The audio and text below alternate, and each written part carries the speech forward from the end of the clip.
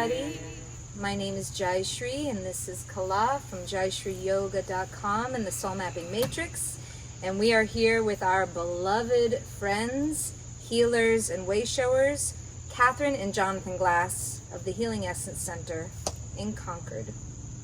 Welcome. Thanks, guys. Thanks for having us. So sweet to be here. So today we're talking about some juicy stuff.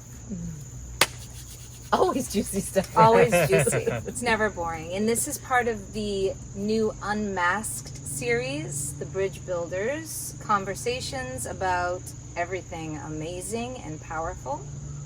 I want to talk about surrender and nonsense. Okay. So let's start here. There have been a lot of way showers, guides. We call them educators. I like the word guide and way shower, right? Teaching things like astrology and the sciences that have been around forever. You have a lot of people coming in now and saying, oh, cancel culture, time to get rid of certain words. You want to hear some of the words that people are equating with cults? Some of these words are ascension, 5D, the Great Awakening. What else? Think for yourself. Think for yourself. Don't give in to fear. So Do your own research. do your own research. So those are the words that are triggers or getting censored? yes, those Okay. are the words that are getting triggered and censored as part of the QAnon movement. And part of these newer movements that are perhaps speaking to where people are in their awakening. But I want to connect and bring that up in regards to people who've been doing this forever. You know, they are, you could call souls star seeds or galactic. You could call souls truthers. You could call souls devotees, which we are, connected to lineages that are unbroken, sciences of yoga, or Asian culture, or so many. So how are we doing in this 6 months post-pandemic, being way showers? Post-pandemic. I know, Not quite I want to post. call it post. Wishful thinking. Mid-Atlantic, mid-swimming, mid-pandemic. Yeah. Yeah. Swimming through. What has changed and what has not changed, and how has that been for us, being people who, you know, hold the earth in a steady fashion? And maybe you could talk a little bit about Bhakti Yoga. Sure. Want to say something? Yeah, I have a thought that I want to, before I lose it, because I do Please that these do. days, which just came and it's a fresh thought, and I love it when I have a fresh thought. Yeah.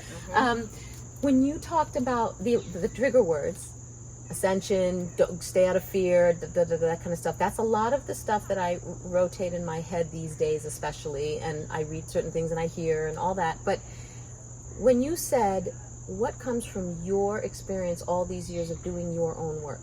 And that lit a light in me. You know, years ago, Jonathan and I were into a series of books called The Right Use of Will, and they're channeled books. And during that time, we were very into personal growth and self-healing, like the very beginnings of that trajectory for ourselves, becoming healers. And then we went into actual proper schools of training, like the Barbara Brennan School, and schools that teach you how to clear your vessel and do your shadow work. And for the first time, when you said that, I saw this whole thing that's going on in the earth, in my life, our lives right now, as if it were the journey of like the right use of will, where anything that's going on out here is going on in here. And so what's going on out here in the world is going on in human beings, in their hearts and minds. And so staying out of fear is a piece or a part of it, but we as human beings are full of fear. I mean, we have to own that and acknowledge that whether it's shadow or whatever consciousness, it's part of our makeup or DNA at this time. I don't know if it was meant to be part of our DNA, but honoring whatever is going on outside, if you take it in terms of this is a reflection of what's within me, the divide, the division. Where is the division within me and myself with myself? Where is the division in me and myself with my divine connection to all of creation and creator, God? Where is the hatred in me for the part of myself that I don't want to acknowledge? All of that stuff. And just, it was just this aha moment when you said that, like, that's I don't know if it's a new way to frame it by those that are giving talks like we're doing around these times or not, but for me, I haven't heard a lot of people say directly, what's happening out here, guys, is going on in here. So let's all do, encourage ourselves to remember to do our inner work as if we were in healing school, looking at our childhood wounds, looking at our past, biases and the way we filter reality through our lens. And I'm sure a lot of the conversations on the planet that are going on right now about racism, about divides, about Q and cults and all that has to do with, it's another way of saying what's going on inside, but no one's saying it that way that I can hear. So that just occurred to me, like, take responsibility. Don't just be digesting and taking what's being fed to you, but come into yourself and churn it all up in your own mixing bowl and recognize, where is this personal to me? Beautiful. That comes to mind in terms of how then to act or think or speak or whatever we're going to put out there that's going to get slammed back, censored, blah, blah, blah. Well, I've also heard that spiritual folks, or this idea that being spiritual has to do with not going through the work. Oh, bypassing. And we've talked about that spiritual bypassing, and you can't pass the work. And I don't mean to say that like we have to stop shitting on people but I can't go past the work. But I have noticed the couple times I've gone into Whole Foods, I'll put on a mask. It's not just that people are covered, it's that everyone's energy is down. It's fearful. Scared, it's fearful. And so when you speak and that energy goes through the ethers, it's almost shocking. And I think that's the message that the folks who have been trying to say, time to wake up, time to realize what we're giving away, time to realize that our sovereignty, another buzzword is sovereignty. Our sovereignty is, as you were reading before, ours. We're the only ones who can give it away. It cannot be taken. We know it's an exercise I do with my clients in healings. Is there's an exercise we do where there's a doorway of light, and you put the doorway archway in front of you, and you have whoever's standing on the other side of the doorway show up, whether they're dead in physical or alive in physical, and they're holding a ball of white light. And it's an exercise I learned from my wonderful teacher, Sharon.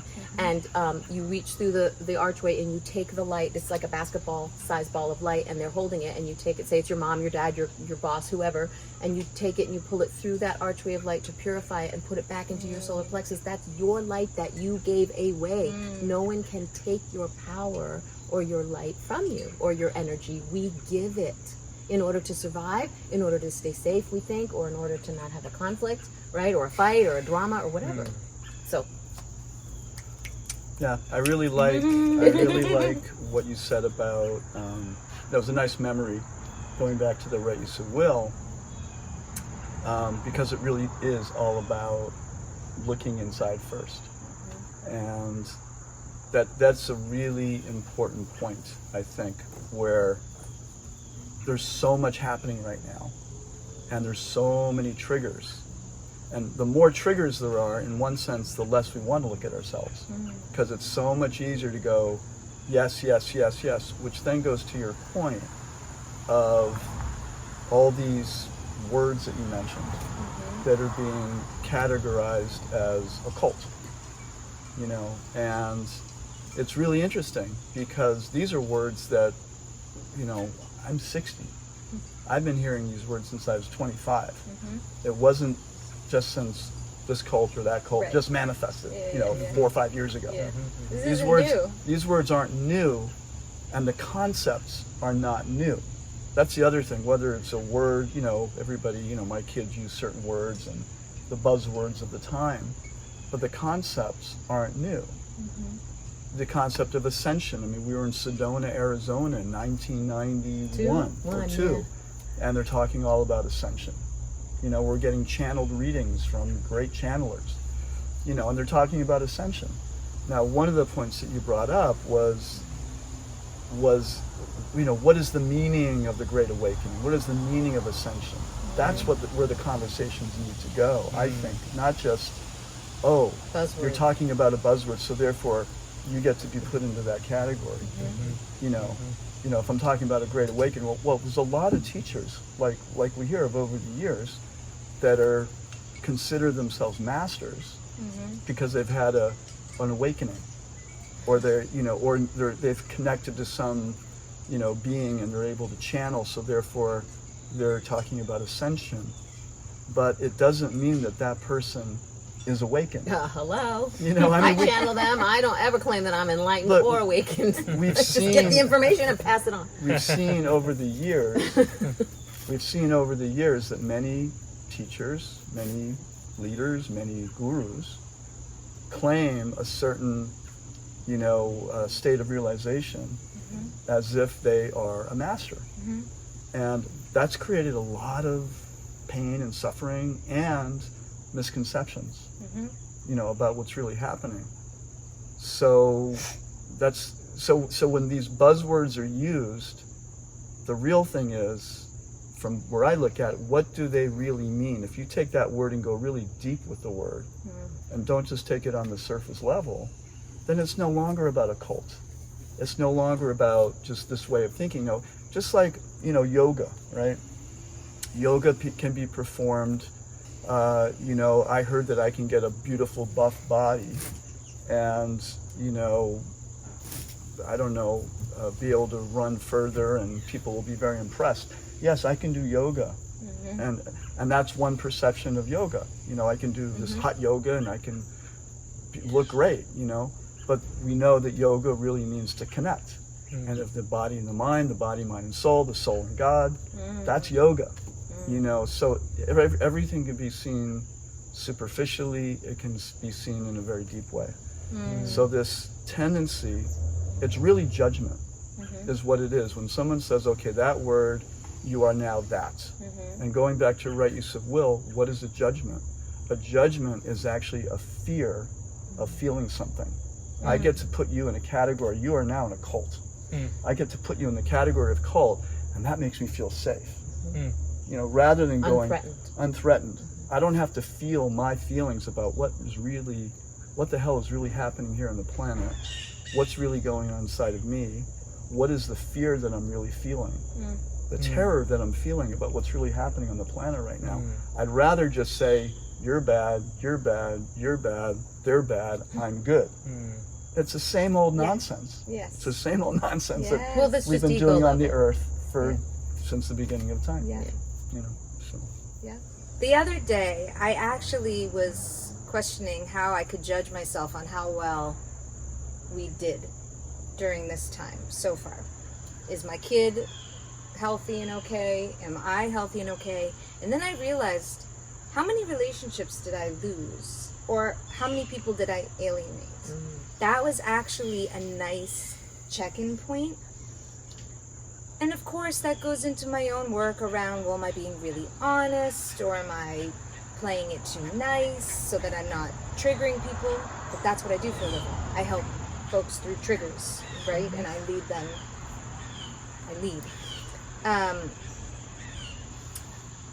How many people in your life could you count on your hands from this pandemic did you either lose or alienate or keep relationships with?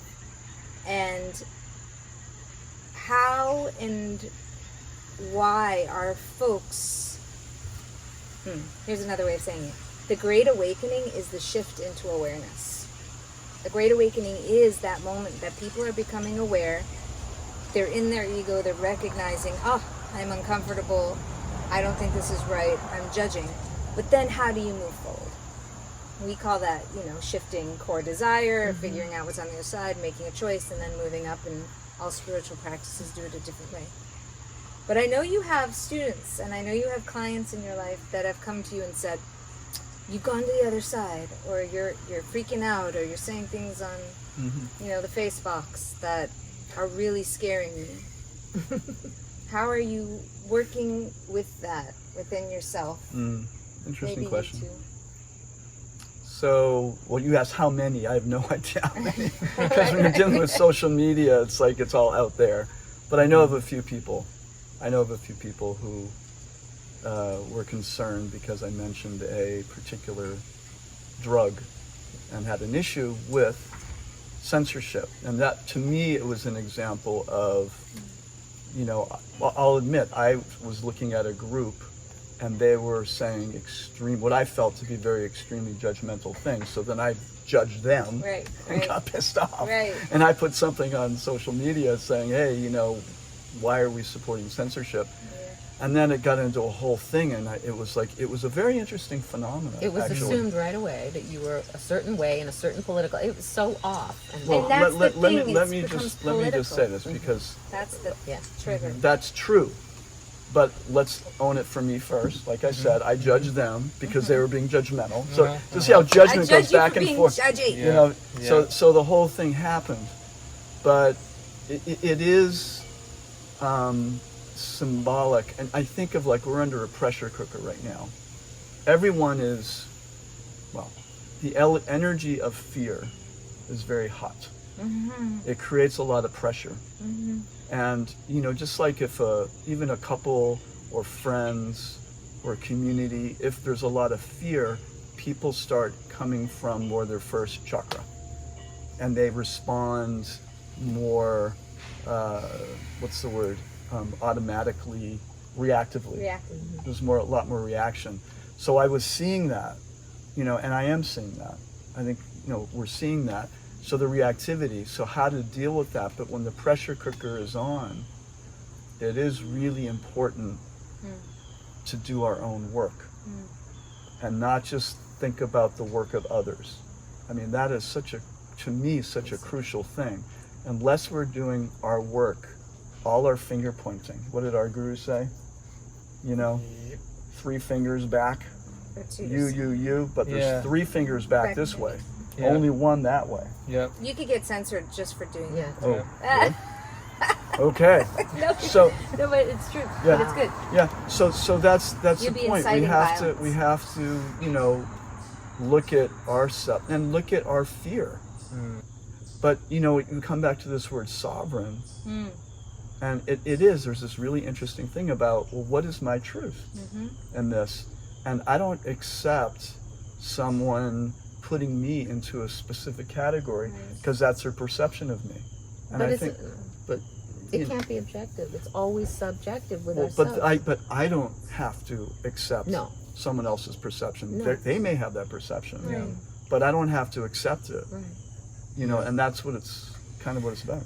What I saw when you were in the midst of the storm, in the thread, because the post is one thing, but then it's the thread and people are putting their opinions, and I saw you constantly pivoting towards we talk about pivoting towards positivity.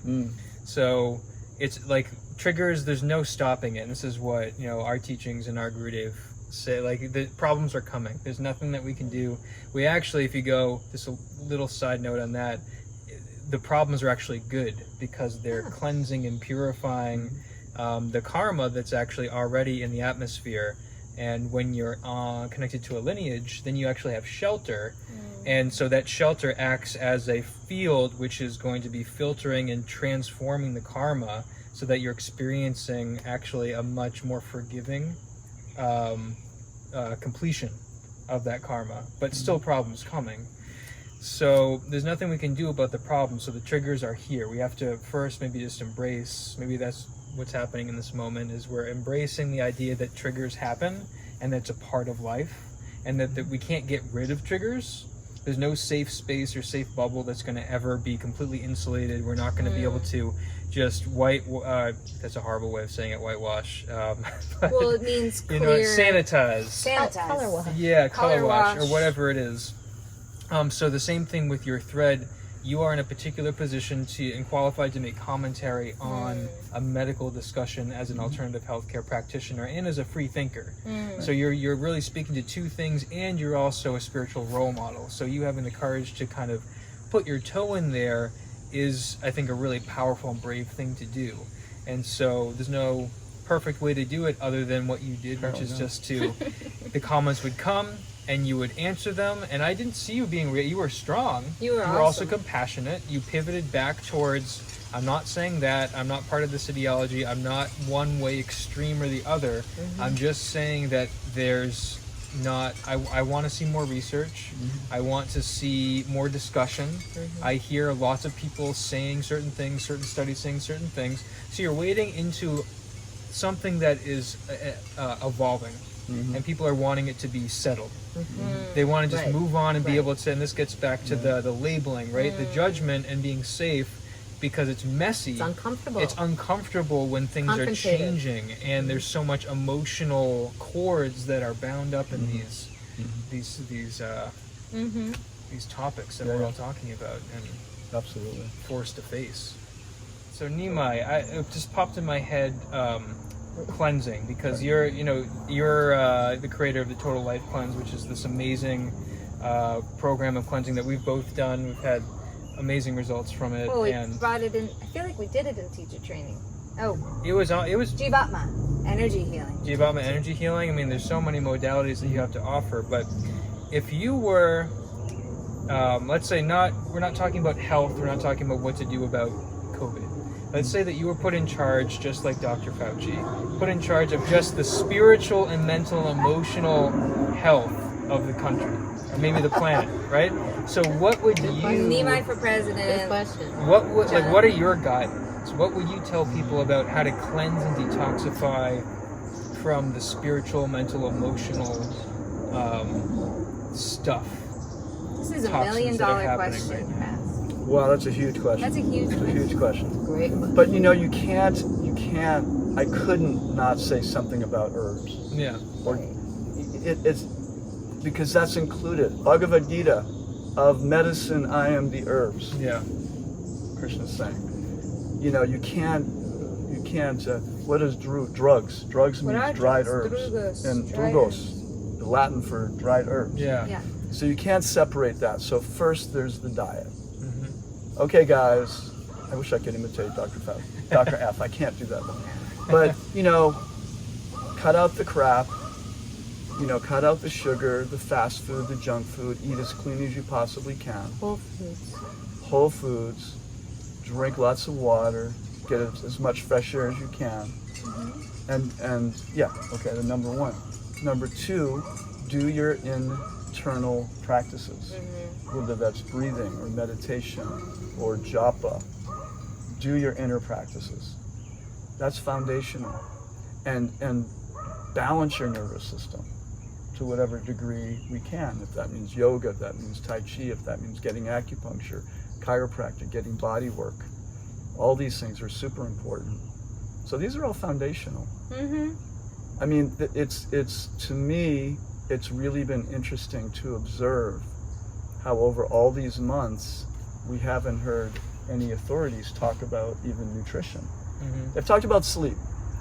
Well, a lot of what you mentioned is not covered by insurance. That's the first worldly material thing that comes back as an argument. Well, it's nice for us to sit here and say that, but not everyone is in a financial position to afford those luxuries of good health, because that's the way our planet has been set up thus far. So part of the change that needs to happen and is coming on this planet is for people to speak out and to ask for what they want. And some acupuncture is now covered by certain insurance, depending on the situation. It's very limited, but it is happening. It's slow.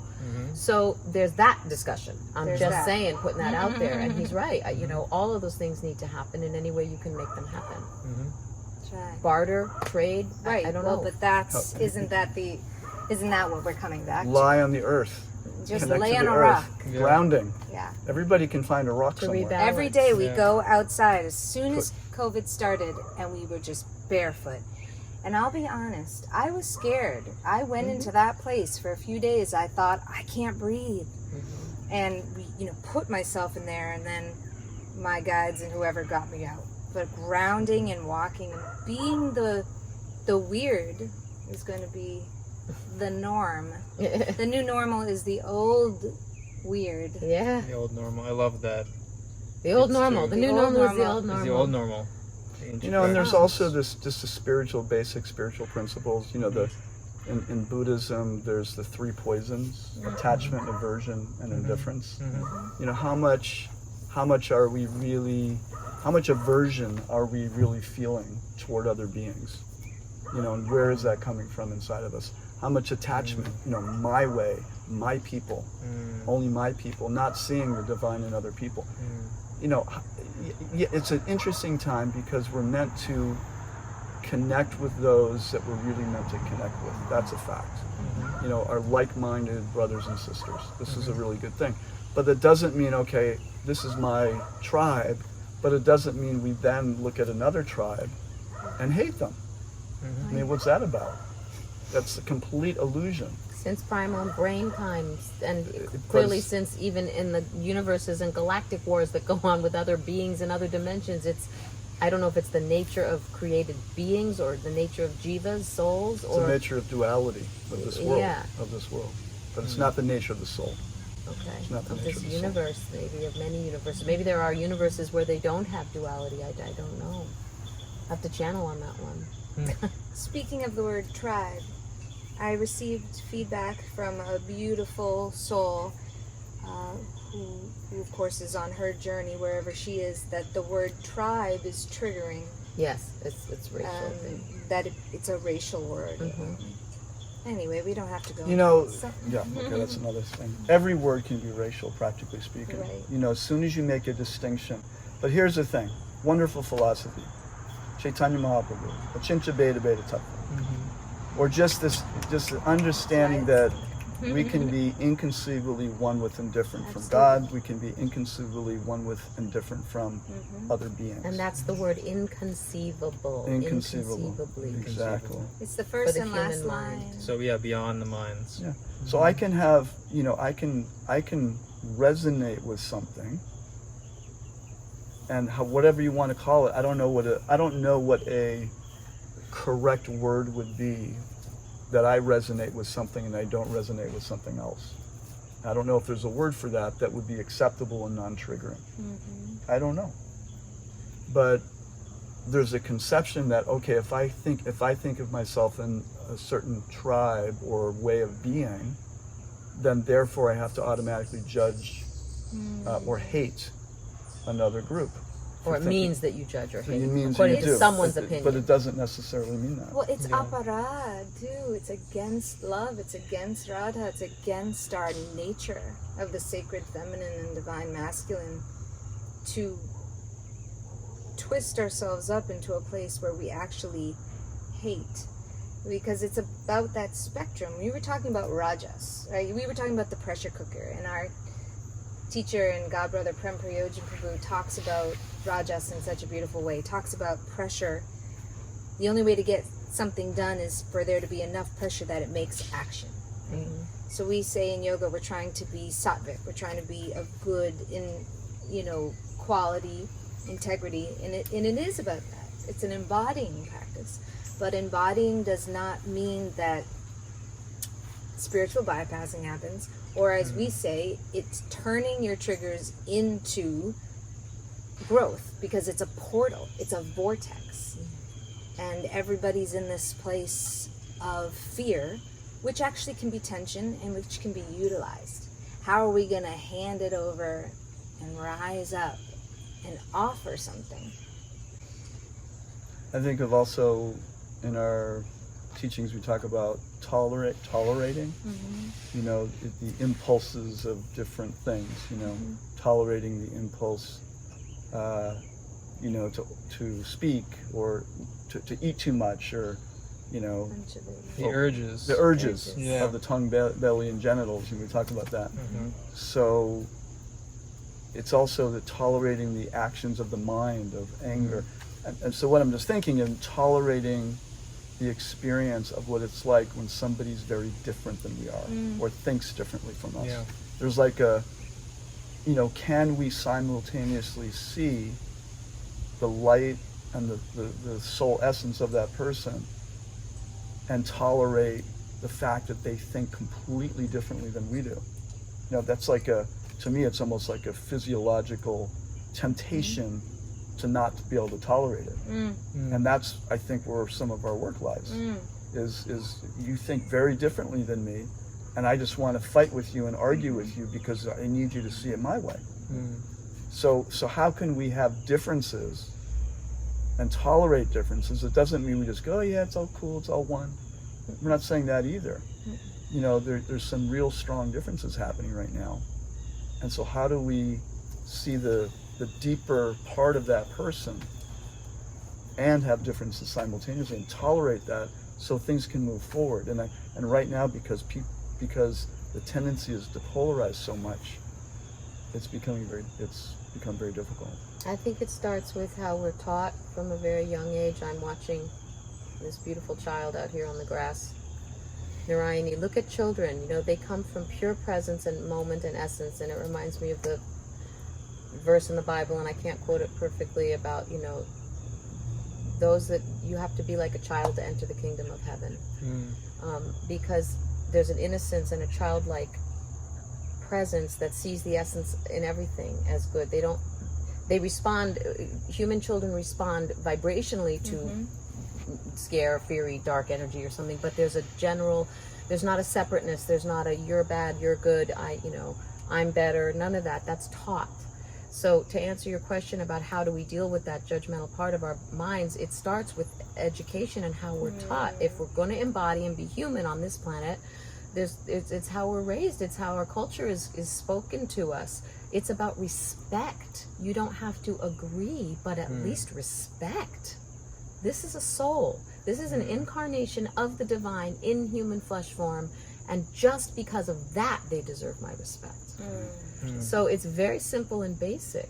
It is, actually. Like a child. Like a innocent. See the essence of that being and respect that. And then, if you're evolved at all, have a little tolerance for where they may have been misled or taught a certain way that's different than you. And maybe sit with that for a minute before you judge it or fear it, or I don't know, it's just seems like respect and tolerance is really important. So to connect what you were just speaking about, Katherine, about raising kids and how important that is, Jaishree, what have you learned from Jonathan and Katherine's parenting that you're now applying, or just that reflection?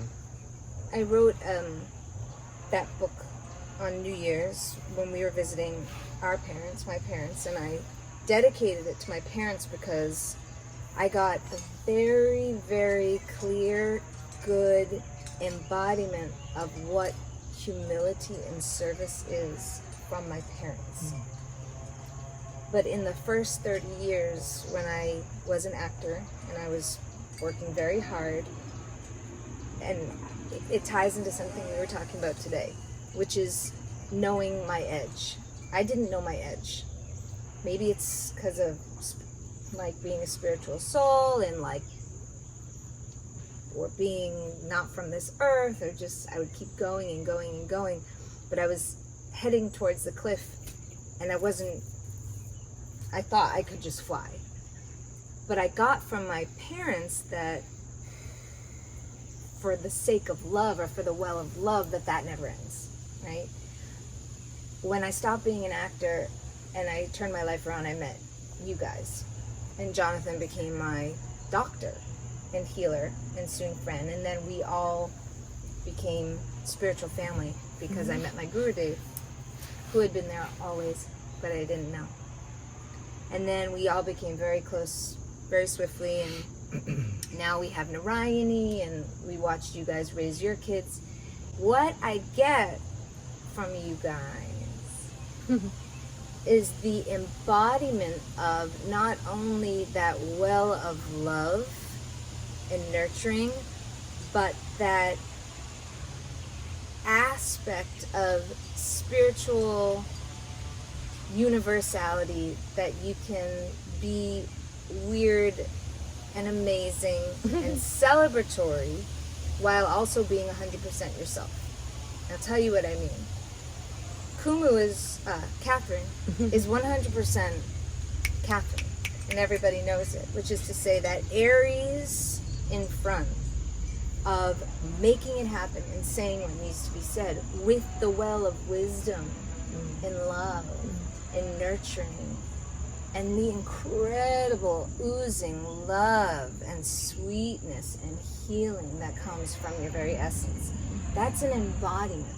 And we were just talking about this. I want Narayani to embody her goddessness. I want her to embody, and so she needs to be around that. When we're in Colorado or visiting my folks, she embodies that love and she always gets it. But here on the home base, I want her to feel it and know there's that edge, that cliff, and that there's discernment. And that's the thing about Jonathan. It's like, and what we were talking about, everybody wants to be around you, and it is your business to heal on many different levels and guide and needle. But the reason they want to be around you is because of your instinct to nurture and also your discernment. And your essence. And your essence. Your healing essence. That's why we named it Healing Essence, maybe. And so together you guys are such an amazing couple. Parents, lovers, fun, we laugh. And for us it was so important to have wisdom keepers who could be symbols for us.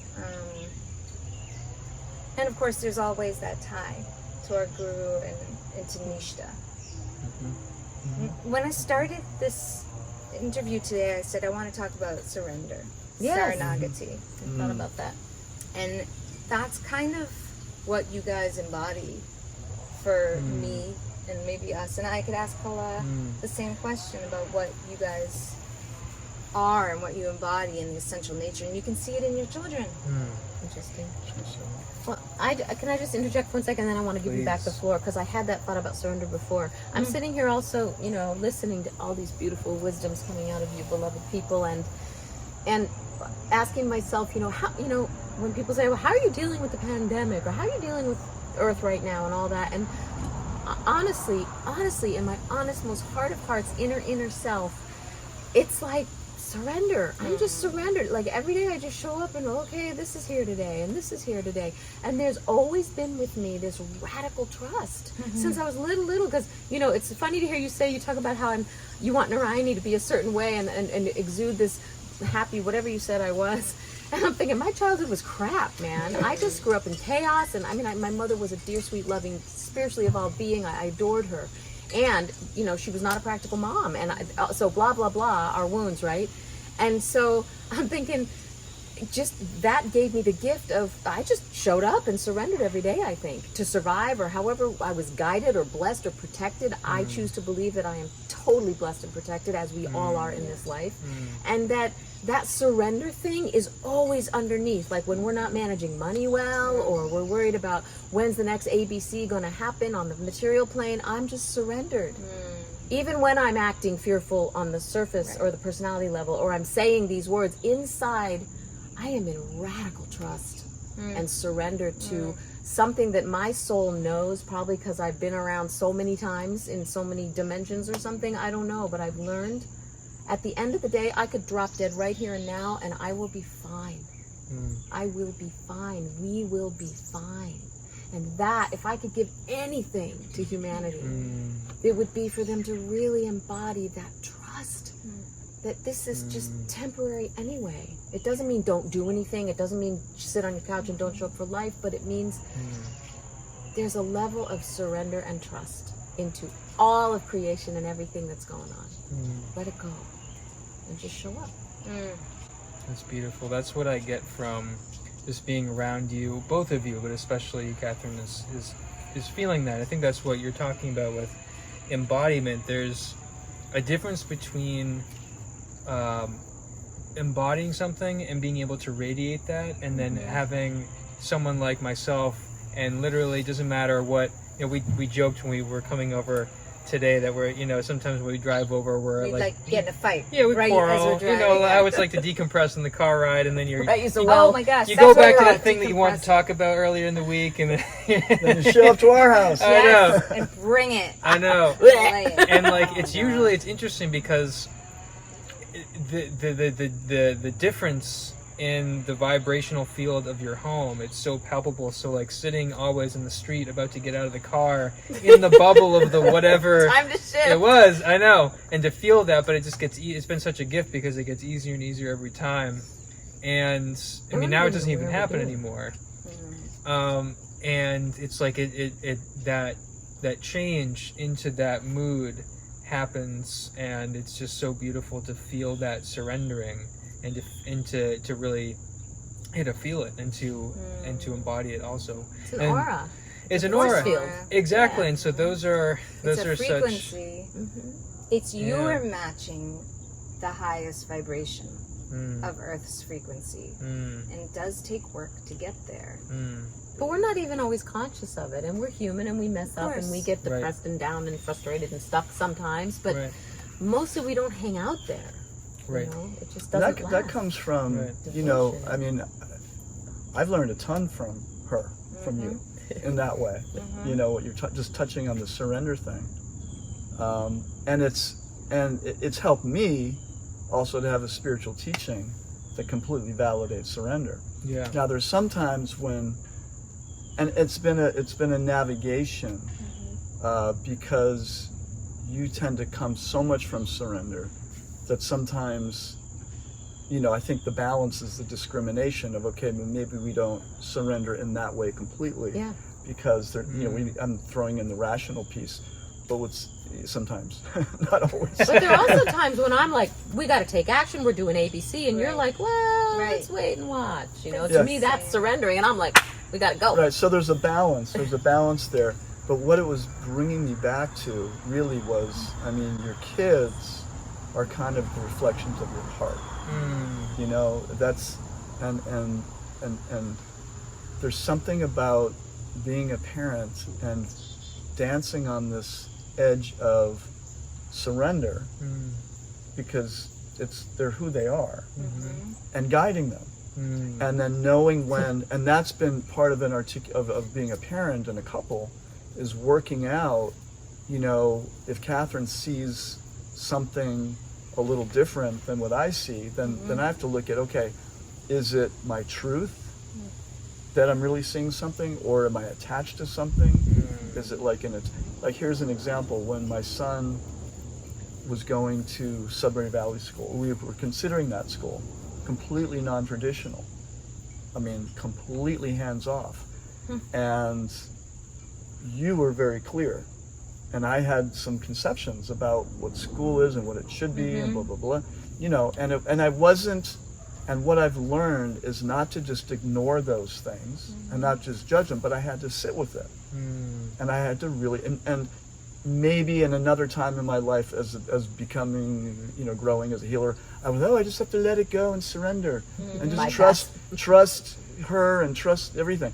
But there was another aspect of honoring what you're going through, like honoring, like I have to sit with and really find out what my truth is. Well, that's what we're doing. That's how we started this whole interview. Is about look what's going on the planet. It's a reflection of what's going on in here. Yeah. Let's sit with it. Let's sit with Before it. we get on the bandwagon of this teaching, that teaching, this cult or that cult, this theory or that theory. What's my truth? Right. Yeah. So we let Robin, well, not let, at some point, it really resonated. Okay, this is the right thing for him. But I wasn't quite ready, like she was. You know, and there's other things about him going to school and so many things. Yeah. But it's like watching and trusting and feeling and yes, surrendering. And so remembering important. that is a soul on its own path.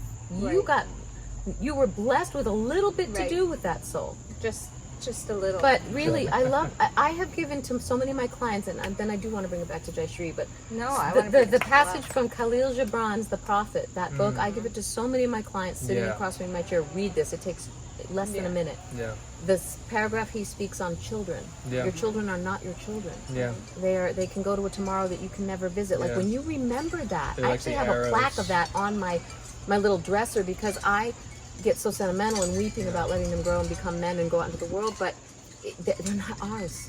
You know. Well, that brings it back to the tension in Rajas, right? Because in that quote from the prophet, he talks about parenting as being this bow, right? And the children are like arrows. Yes. And so parents, you have both ends where You're the the string is bow. attached.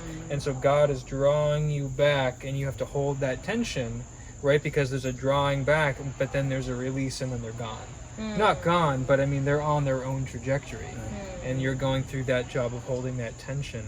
And then the pain of letting them go, and then Khalil Gibran says, and the Right. Creator loves the bow as much as the arrow, Right. to comfort your weeping Right, heart. right. I've had a lot of feelings lately of I'm a mother like you of a 2.9-year-old. Narani 2.0. It's Narani 2.9. 2.9. She's always, we use this term lovingly, a beast. She's a very powerful Warrior. warrior, Absolutely. very powerful. Warrior queen. People talk about it. They're like, notice you got some karma back there. Well, no, but it's also, he mentioned your children become your heart, an expression of your heart. And the first thought I had was, warrior hearts. Yeah. This is part of who you guys are. Yeah. And it's such an honor to watch. Yeah. But I have noticed that Kala is a really good parent. He's a really good teacher. And yesterday I was like, I'm not doing something. And he goes, but I have training. And I was like, oh, that's right. That's right. You're a kids teacher. Not only a kids teacher, but kids on the autism spectrum. And that's why you build companies and have for doing that. And that's why we have a yoga school. And that's why we teach the matrix. So, Kala, Jaishree. tell us a little bit about your experience coming from the amazingly talented parents you have, but also the broad spectrum of personalities in your parentage, to being around these guys as your besties all the time, and how their embodiment has influenced you, and about homeschooling. And about the education system, because we have to talk about it, because it's important. All right. Well, it's actually very, very crystal clear and simple what being around you two has really given me, which is complete trust in our gifts and inherent essence as souls, and to just be in alignment with that. And we have a beautiful lineage that we're all under shelter with, and gives us individual work that we do. And then when we come together, it's like we're bringing something fresh to the table. It's like harvest time, feast day every time we come together. So that's just so beautiful, and such a through line to my life and to our lives, our relationship, and coming together and going apart and coming together and coming apart. And the growth that comes, the reflection that comes. So, just the deepest bows to you both. For It's that. the John and Kathy show. Woo! And then we're talking real about, now. it is so real. So we're talking about teaching and talking about homeschooling. So what really came to me very clearly is this, and it's a teaching in our lineage in Bhakti Yoga, which is that everything that is happening is for our spiritual benefit. Everything that is happening is exactly what we need. The universe is always finely tuned in delivering precisely what our soul needs for growth in every moment. And it's only up to us how clearly we can see that. The surrender gets into that piece, the dropping the judgment gets into that piece, but also the willingness to respond, to pluck ourselves back up, as we say, pivot to positivity. After we go into awareness, what helps us rebound back into, showing up for life. It's a benevolent universe. And exactly, things like It's that. faith. It's Shraddha. It's faith. It's so many. It's our relationships. And so when it comes to education, when it comes to educating Narayani, it's the same exact thing. Especially homeschooling and this idea of unschooling, right? And how you spoke about your son Robbie went to Sudbury Valley, and they have that philosophy where they don't call teachers teachers, they call them staff.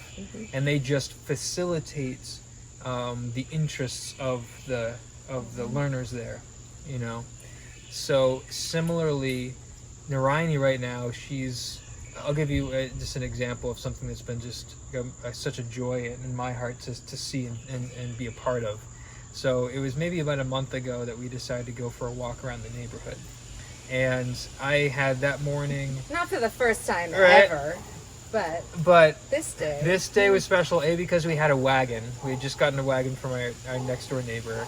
And that morning, for some reason, I woke up, and this has been happening. I've been waking up and having ideas for art projects, and we'll just do the art project. So I woke up with the idea to make binoculars. Yeah. Out of two cardboard paper tubes. And so we made binoculars, and then we took the binoculars out on our walk for like an adventure. So we're walking down the street and we're looking at things. Oh my god! And then it's time to start heading back. And of course, Narayani doesn't want to head back because she's just engaged in the moment. on the moment. It's like Juno, my dog. Right. So I was thinking quickly, and I saw a mailbox, and I was just like, "Oh, look at that mailbox! I wonder if there's numbers on it." And her eyes lit up, and she's like, "Oh, look at the numbers!" And so, we're looking at every single mailbox of every single house in the street. It takes us twice as long to get home because, but we're totally in love with it. And then that's ignited this fire in her, not just to always be looking at numbers, but she's just obsessed with, she's counting to like 50 now. We're counting to 100. She wants to know what every number is. We know our 20s and 30s and 40s and 50s. And now we're doing addition, and it's just led to this whole thing, because in that moment I just sort of went with my instincts. The universe is the classroom. Everything is there. It's just up to us to see it in a way that is new and fresh, and then to be in relationship with, for me, with Narayani. So it's beautiful. Yeah. That is a beautiful way to educate on school. Mm-hmm. Yeah. Yeah, I love everything is the school. All the parents grocery can do store, the gas everything, station, the garden. Right. And that's not to say the kitchen where you make a mess and clean it up. It's all education. And mastery is amazing. Like, we have a lot of mastery in our community. All of our parents are, your mom said it the other day, I was like, I forget, Narayani was doing something beyond a 2.5-year-old. She's got all these, she talks. Well, she is 2.9. 2.9 now. But your mom said, well, let's be honest. She's like, New York University, Cornell, Harvard, MIT, BU. These are just some of the colleges that our parents and we went to. Mm-hmm. And I was like, yeah, that's true. And that's shifting. That's shifting big time. Like what it meant, my dad being a Harvard and MIT mathematician, what it meant then is changing because of what we're experiencing and seeing on the home front in regards to education and schooling and unschooling. Now, homeschooling has not been a new thing. And there's Krishna conscious homeschooling, and there's, I guess in a lot of ways it's a Christian idea, or was in America, but it's really just the idea of, like you said, trusting that everything about us, and like you said, and like you're saying, we're magical. We are devotional, magical, essential beings.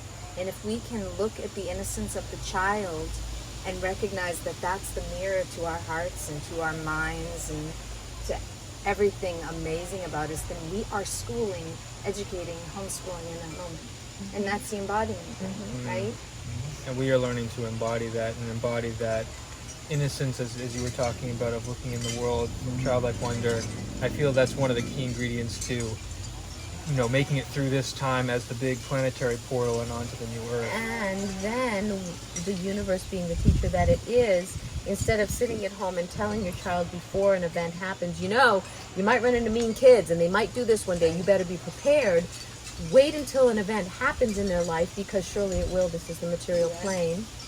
Then being who you are and embodying that wisdom, you walk your child through the experience, and then you have an influence on that being's mind while they're in your charge of how to deal with conflict in the world that may be very different than what another, paradigm would teach them, which would continue to propagate a certain way that has been. And it's that difference when, one of our children had a rough period in junior high, and we walked them through it as it unfolded rather than bracing them before the fact. Yeah. Oh, middle school can be tough. You better know this before you go. I didn't set them up that way. Right. We didn't set them up that way. And then when things happened, as they unfolded, we met the challenge with surrender and presence and wisdom and truth and tools And because that experience that your child is going through, or that challenge, is a universal teaching brought to them for a reason. It's how we respond to it that is the lesson that's so important to teach our children while they are in our charge. Right. And that's an embodiment. There's something I wanted to kind of make a connection and sort of explore this idea a little bit. Great. Which is, we were just talking about letting our kids have the experience and meeting them while they have the experience and walking with them as guides so that they can have a new experience and thereby open up the door for a new paradigm. So could we translate that then over to what's happening with COVID? Exactly what I was And gonna say. What I was thinking too. Right? And That's like exactly there's this it. reaction to, by the authority systems to be like, this is what it is, even though it's changing every day or every week. We know better than you. We know better than you. You have to follow us, and you have to. And so there's this whole control struggle. I mean, We're the children. Yeah. We're the We're the kids. children. But see, that opens up a whole can of worms about the agendas that some are saying are behind the whole situation. Yeah. So, Well, that's part of maybe it. is there space to respond differently? Well, maybe Is agenda there- aside, how could we? Well, Yeah. agenda aside, What would a society look like that could allow their population to do that? Like, what would it look like for people to be able to be empowered about their health, rather than to have this paradigm of, Consciousness and the leaders. So what I was thinking when you were telling that story about walking with Narayani and reading the mailboxes, the numbers, which is my is nightmare, that by the you way, going up to trusted- houses and you- going 60. My privacy alarm goes off, and I'm like, what number's that? what number's that house? The Ryan's running up onto the lawn anyway. So what I'm thinking is that in that moment, you could have ignored, something came up in you in that moment, and you could have just said, no, we need to get home. I have things to do. There's more important things to be done. Our walk is over. You have your agenda. Right. You have the agenda. That A word, man. Daddy's agenda, or the agenda, Yeah. whatever, Yep. So, but you didn't. You trusted, and you heard, you got something, wherever it came from inside you, your common sense, your inner wisdom, your spirit guide who was hiding behind the tree. You listened to that, right? You listened to that, and then you went with it. And little did you know what it was going to open up into. Right. Yeah. Now she's becoming a mathematician. Just like her grandpa. Because you let her, because you trusted that. And so that's what it's going to take, and then we can continue this conversation, for the leadership to be able to tap into their own intuition, into their own knowing, into their own wisdom, not just, I will probably, be banned forever from whatever, not just science, Right. not just data. Partly because we see data changing all the time, we see science changing is all it the real time, science? and the slogan is of trust science. I think science is beautiful and wonderful. I love it when patients bring me their blood work Right. and they tell me what their doctor diagnosed them. Of course you do. It's wonderful. More information. It's more information, Yes. but it's not.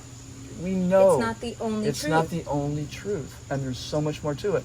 If you just went with your left brain and said, nope, we got to do this, because if I study the data of my life, if I waste this amount of time, then I won't get this done. You miss a whole spectrum of opportunity and possibility, which Exactly. the world is missing because there aren't enough voices contributing to the conversation Right. of existence. One of So the the great leaders, the consciousness of leaders need to evolve. Yeah. But it seems like right now the way it's happening is that the consciousness of people also needs to evolve. So goes back and forth. It's a co-creative dynamic. It's a co-creative dynamic. It's a relationship. It always comes back. Thank you, everybody, for being with us. We love having conversation with you and with each other. We're honored. You can find us more at JaishreeYoga.com. You can find Jonathan and Katherine at thehealingessencecenter.com. And you can look up the Total Life Cleanse and work with Jonathan that way. You can get a reading, of course, with the amazing psychic, beautiful way shore Katherine Glass. we just love being able to have the freedom to have these conversations. Thank you for being with us. Thanks for having me.